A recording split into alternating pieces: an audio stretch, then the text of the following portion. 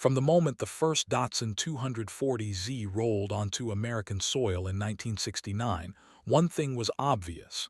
Japan had built a sports car that looked exotic, drove honestly, and didn't demand Ferrari money. That car, known in Japan as the Nissan Fairlady Z, S30, lit the fuse for a dynasty. Over the next 2 decades, the Z would morph with the times. From lightweight sports coupe to grand touring icon, from straight-six classic to turbocharged V6 technology showcase. This is the evolution from S30 to Z32, the journey from 240Z to 300ZX. The S30's brief was laser simple: long hood, short deck, 2 seats, and a smooth, torquey inline-six up front. Under the skin was smart, attainable engineering: a 2.4-liter SOHC L-Series straight-six, independent suspension at all 4 corners, front disc brakes, a tidy curb weight, and a cockpit that made average-height drivers feel like racing heroes. It looked expensive: curved fenders, tucked bumper, fastback glass, but it was priced for real people. The timing was perfect. In the US, the 240Z arrived just as enthusiasts wanted European style without European repair bills, and it backed those looks with real pace and balance. Motorsport cemented the myth early. In SCCA competition, the 240Z became a giant killer, racking up class wins and championships that proved the car's speed wasn't a brochure trick. Privateers loved it for the same reasons commuters did: stout mechanicals, predictable handling, and parts you could actually find. On the street, the 240Z felt alive without being fragile, long-legged on the highway, eager on a back road, and civil enough to daily. It made the word Datsun synonymous with fun. But the early 70s were turbulent. Emissions rules tightened, bumpers grew, and the oil crisis changed priorities. Nissan responded by stretching the S30's formula.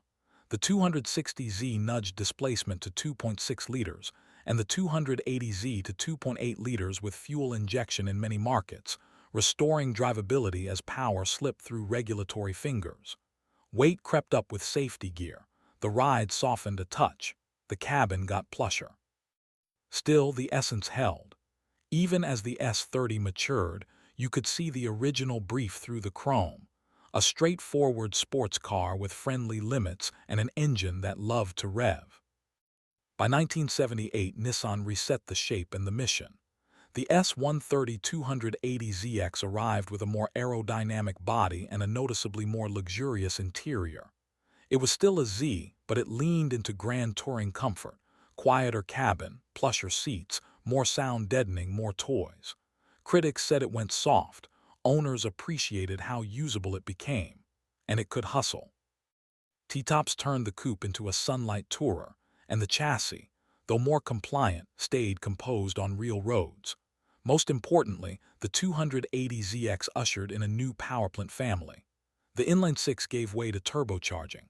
The 280ZX Turbo delivered the broad torque curve buyers craved in an era of shrinking horsepower numbers.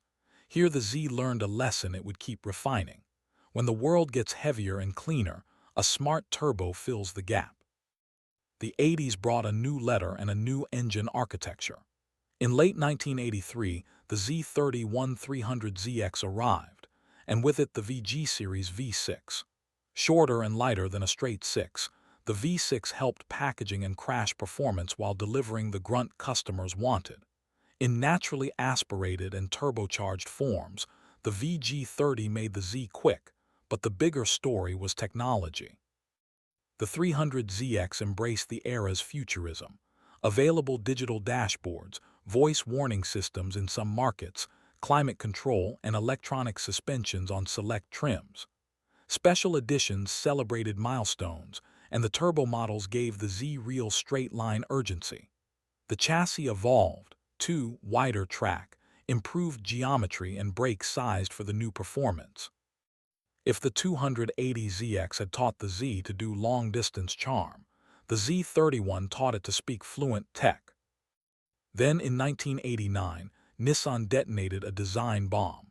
The Z32 300ZX looked like a concept car that got approved by accident: low cowl, hidden headlamps behind flush covers, wide hips, and a stance that said mid-engine, even though the engine was still up front. Under those smooth surfaces was serious engineering. The VG30 moved to twin-cam heads, VG30DE, with variable timing on the intake side. The twin-turbo VG30DETT added intercoolers and sequenced snails to deliver huge mid-range punch with a clean top-end rush.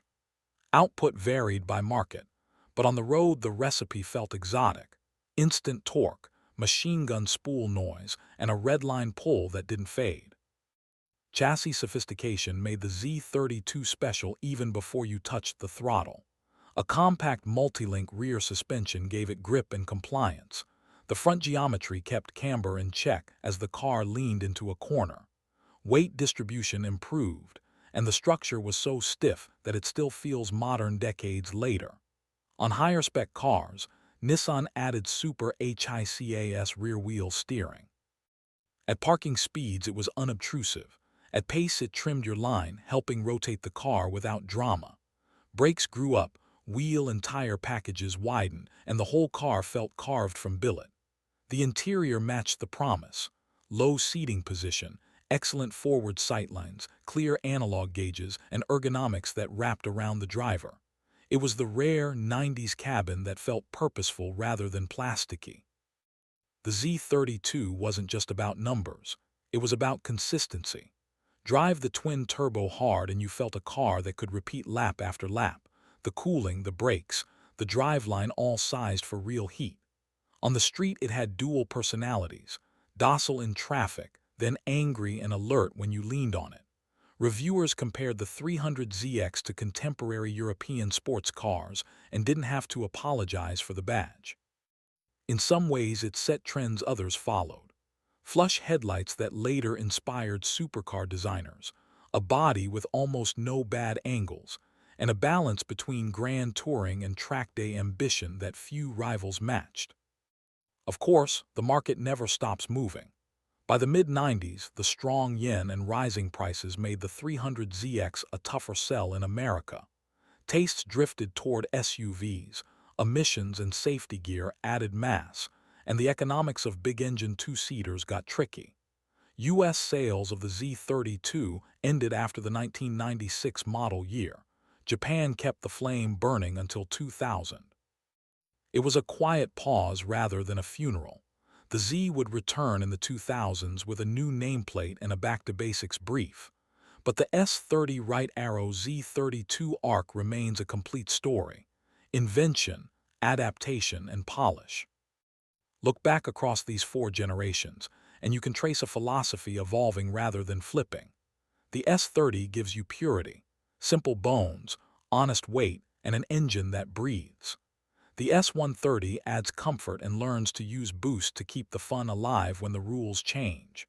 The Z31 modernizes the powertrain and proves the Z can be a technology leader without losing its driver focus. The Z32 fuses it all, design discipline, turbo confidence, chassis science, into a car that still feels contemporary to drive and timeless to look at. Why does this era matter now? Because it explains why the Z badge persists. The Z was never just about peak horsepower. It was about access, putting a beautiful, quick, usable sports car within reach. It survived oil shocks, emissions clamps, exchange rate whiplash, and shifting fashion because it kept recalibrating the same foundational promise. A front-engine, rear-drive coupe that makes you want to take the long way home. And it did so while giving enthusiasts paths to make each car their own. From carb jets and camshafts on S30s to intercoolers and ECU maps on Z32s. If you park a clean 240Z next to a 300ZX twin-turbo, they seem worlds apart. Chrome bumpers versus flush lenses, analog howl versus turbo rush.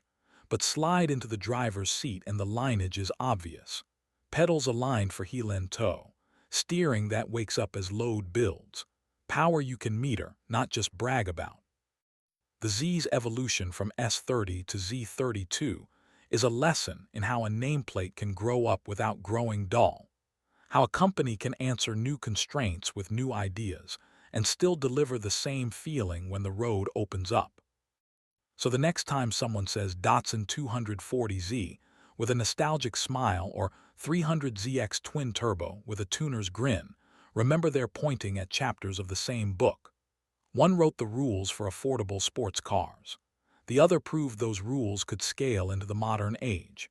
Together they explain why three simple characters, Z, carry so much weight, and why their story still makes enthusiasts reach for the keys.